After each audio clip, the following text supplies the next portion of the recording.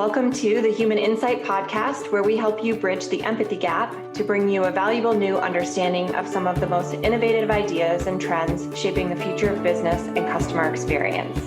I'm Janelle Estes, Chief Insights Officer at UserTesting, and today we've invited Mona Patel, and Mona is the CEO of Motivate Design. Mona and I have known each other for quite a few years now and have very similar interests around understanding customers, building empathy, and designing great experiences. So welcome to the show, Mona.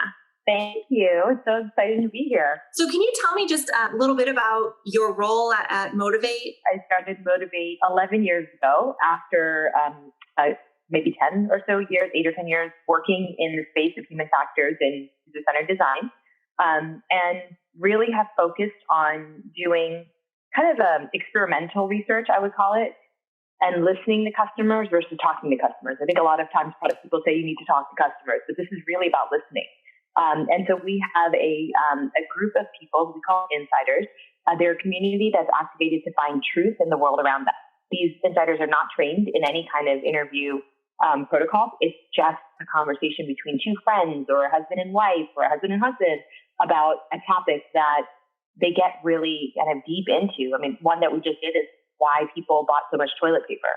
And it was just a really fascinating study to listen in on through conversations versus an interview. It's almost like you're eavesdropping. Yeah, it is. Yeah. So tell me, why did people buy so much toilet paper?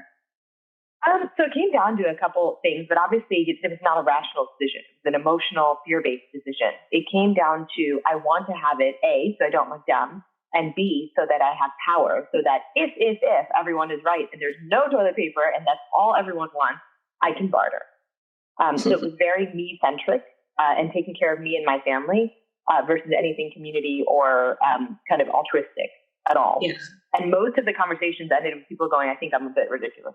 It's interesting, right? Because, when you think about some of the kind of findings and behaviors that you were able to identify as part of this, it really just maps back to all these cognitive psychology principles that we can be aware of, but sometimes and oftentimes don't have control over. That's exactly it. You can't really ask people what they're going to do in the future. What you can do is understand how their brain works, how humans work in general, and then use that as a framework to predict what people will do because certain needs are being met, certain pain points are being resolved, certain gain points are being achieved. Yeah, and that actually is a great segue to what I wanted to chat with you about today. And we've both been doing some work around really understanding brand messaging and how consumers and humans, to your point, are reacting to how brands are communicating with them during the COVID-19 pandemic. I don't know if you want to tell me a little bit about some of the work you've been doing, and I can share some of our findings as well. Like, we asked our insiders to have a conversation with people about the brands they will or will not support anymore as a result of how they've managed themselves through this pandemic. And again, a big caveat here to my point earlier, what people say they're going to do is not necessarily what they are going to do. So they may say, I'm no longer going to support Amazon, but then they might still have a Prime membership and still do it. That's the fun of humans. But what we were really trying to understand is what's sticking out for them. What are they noticing? And where are the emotions? Where are they getting angry or frustrated or entitled? I really want to dig into some of the learnings from your study, but also before we do that, let you know that we actually did something really similar where we asked people to identify brands and messages that have resonated with them, either negatively or positively related to COVID-19. And then in addition to that, we had people actually look at individual ads that we chose across a variety of industries and had them react. So we learned some interesting things there as well. But let's talk about what's resonating, what is working in terms of how brands are responding in the eyes of consumers. Meaningful engagement, like understand what customers actually need right now and deliver that. And if you think of almost like a hierarchy or a pyramid, at the very bottom is reasonable prices, dependable service, quality product, things that are about the product. But as you move up, it switches from the product to more of the brand and how the brand is engaging with us right now. The more the brands are meaningfully engaging with me and leaving the imprinting an emotion in me, the more likely I am to A, engage with their content, but B, be more loyal to the brand because I appreciate the conversation that they're trying to have with me. It ties to authenticity, which came up in almost every conversation of why are you doing what you're doing? What we found is that if they can smell a sense of selfishness, they're not into it. Mm-hmm. So if there's an ad that's really, really all just about selling more things to me, for whatever reason, all we have is the beginning of a thread that we want to pull and learn more about, which is why is selfishness such a turnoff right now? I don't know the answer to why yet, but I'm fascinated by that. Yeah, there's a very sort of visceral reaction from people. Mm-hmm. They feel as though you are trying to economically benefit. One of them mentioned Coca-Cola, which is very interesting. So, there's a love-hate relationship with this particular consumer, Coca-Cola, because she saw an ad about how they were donating money to the front lines. So she's like, I appreciate, but I also don't appreciate the fact that you made everyone obese. And so that's an interesting, perspective to dive into, because what else could they do? If their current view is you're not good for society, then giving money away or giving products away to frontline workers is still not going to make you better for society. The link, the intersection between who you are, what you've done, what you're doing, and how you're helping all need to be pretty crystal clear for consumers to go, yeah, see, I love this brand. I get them. They're doing the right thing. It's super interesting because we actually did a study of a billboard that was in Times Square and from Coca-Cola. And what they had done was they had put lots of space between each of the letters in their logo, Coca-Cola. And it really was, the message was around by staying apart, we stay together, something along those lines. And people really didn't respond that well. It felt very much they were trying to be sort of at the forefront or trying to get attention in an environment and in a time where, maybe they're not the brand that needs to have the spotlight right now. If I tie something else I read over to this example, there's an amount of respect that consumers want from brands right now. And you telling me to stay 6 feet apart from someone when I already know that's what I'm supposed to be doing is really kind of useless information. Tell me what you're doing. How are you helping? You have tremendous amounts of money. I have not a lot of money. I just got laid off. My sister got laid off or whatever got laid off. And, here you are reminding me on a big billboard in Times Square, which I can't even go see. And this is the kind of stuff that I love. It gets so real. There's a few that are like, am I allowed to say that part?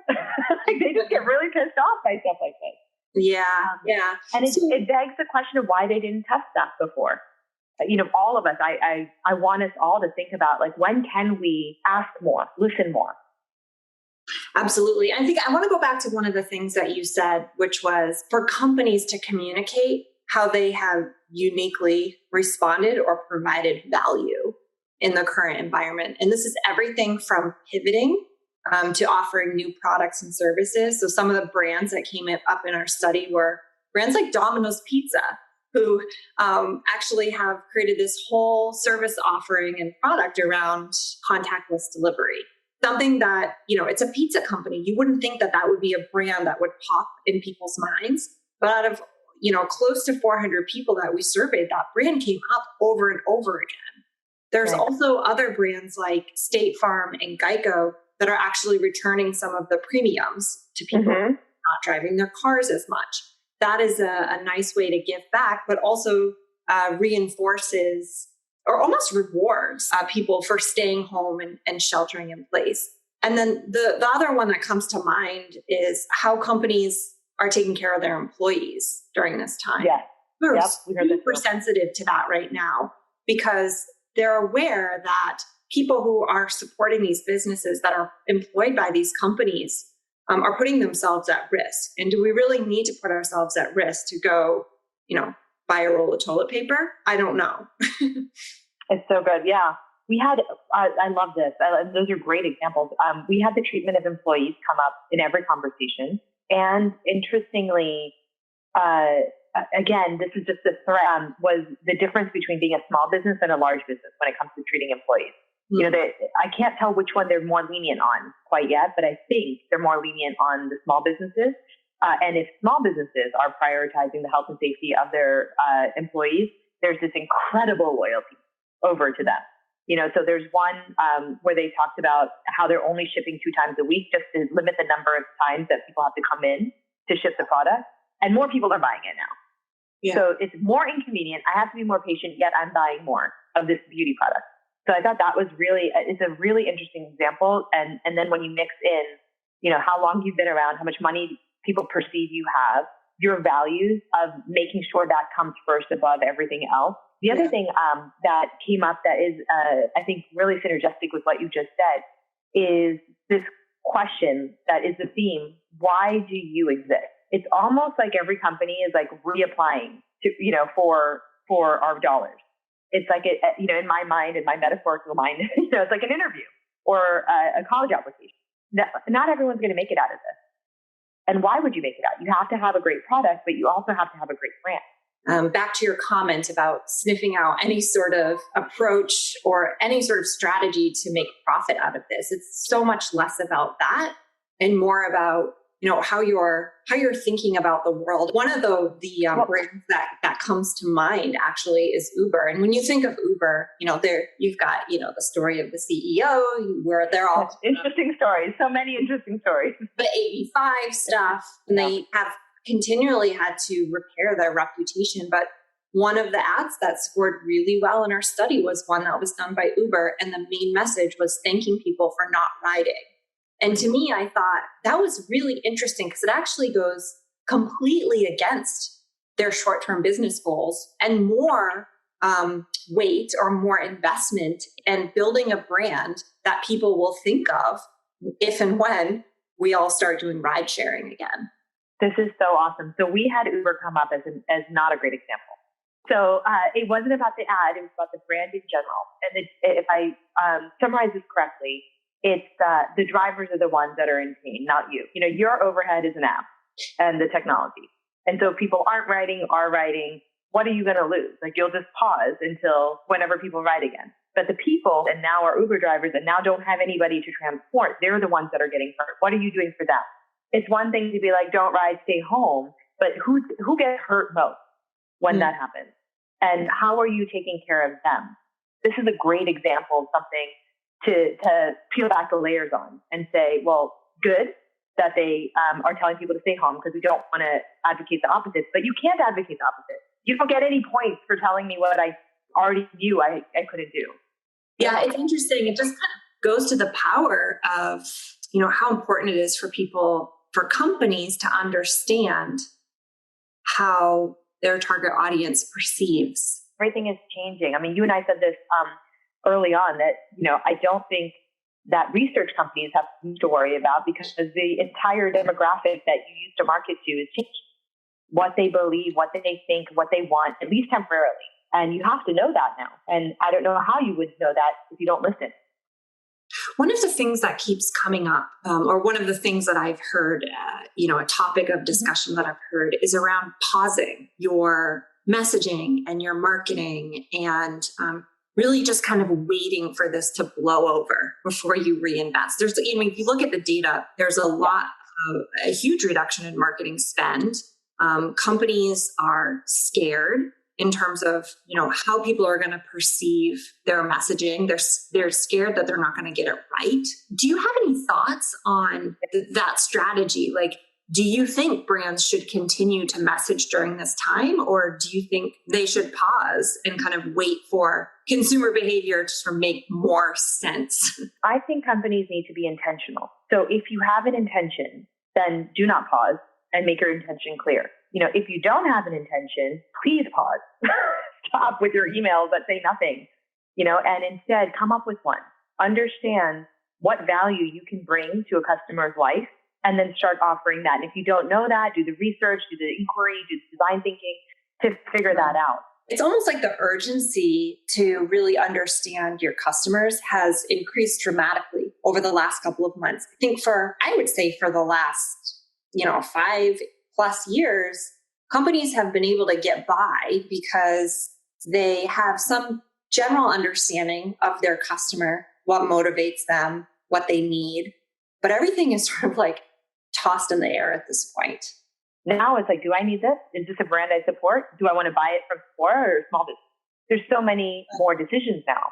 And so now, you really need to be more resonant. Right now, every dollar counts, and we are being a bit more cautious about spend. So if you want the dollar, the value dynamic is different. Absolutely. We're doing a little bit of digging right now, but particularly around the retail space. And, you're starting to see some of this messaging. We're taking extra cleaning precautions, and we have cart wipes, and we want you to wear a mask. So all of that is really, in my opinion, expected. Like you should be doing that. Like you have to hit that bar. But what is it that a retailer or a grocery store chain could create that would really change behavior? I think of, I don't know if you've seen the headlines around, there's like a grocery store on wheels. Instead of going to the grocery store, and exposing yourself and taking all of that risk. And instead of getting your grocery delivered, and of course there's the age-old complaint that, their apples are bruised or they don't like the banana. This is sort of meeting people in the middle. Grocery store on wheels, for lack of a better term, comes to your house and you can shop, and then it goes to somebody else's house. Super interesting way to solve the problem. Probably not scalable, probably not something that's going to be around forever. But I want to see more of that, because I think we're at a place where people are open to trying new ways of doing necessary activities. If I were a grocery store, that's the way I would be thinking. We've had grocery stores designed with really the only healthy things on the outskirts and everything unhealthy taking up 75% of the center.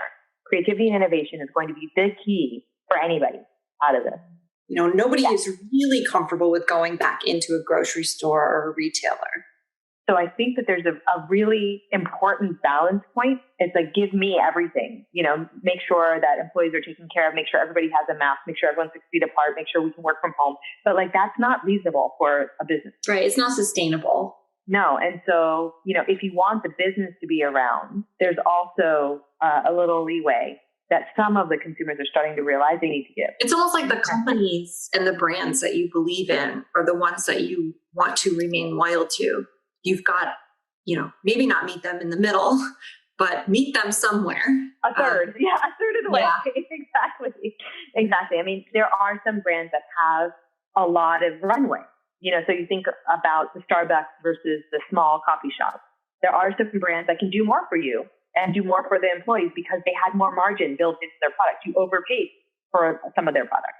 And then there's some smaller brands that don't have that leeway. They only have 1 month to 3 months of runway. And so they can't afford to do all the things that the larger franchise brands can do. Which one do you want to support? There's no right or wrong. It's just going to be really interesting. Yeah, it's a great point. Well, Mona, it was awesome connecting with you on this. And of course. I think what's amazing is that there's so much overlap with what we learn and what we know about humans and what motivates them and what scares them, and reading through that to really understand and deliver what they need. And I think companies, really, really need to invest in that during this environment. Everything's changing, including your consumers and their behaviors. And the only way to stay on pace with it and make the right decisions is to deeply understand those changes. I agree. This is awesome. Thank you so much for having me. Thanks for tuning in to the Human Insight Podcast. Want to keep the conversation going? You can visit our podcast hub, usertesting.com/podcast, and check out past episodes. If you haven't already, don't forget to subscribe on iTunes, Spotify, or Google Play so you never miss an episode. And if you enjoyed today's show, please tell a friend or leave us a rating on iTunes.